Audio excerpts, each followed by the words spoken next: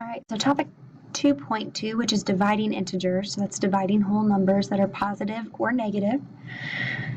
Our learning goal is that I can find the quotient of integers. And so a quotient is the answer to a division problem. You can pause the video at any time if you need to write something down. I know I'm going kind of fast. A dividend is the amount you want to divide.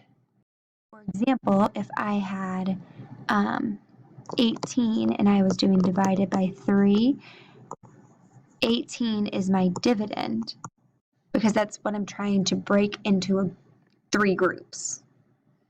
3 is going to be my divisor because that's the number of groups that I'm wanting to divide it into.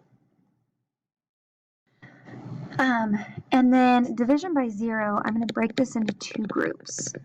So if I have 0 divided by some number, so like 0 over 2 means 0 divided by 2, and that equals 0. But if I have a number divided by 0, so I have like 2 divided by 0, which would also look like 2 divided by 0, by 0. This is undefined. So this is undefined. It does not exist. We cannot take a number and divide it into 0 groups, because then that would make that number disappear. So that is undefined is what we call that.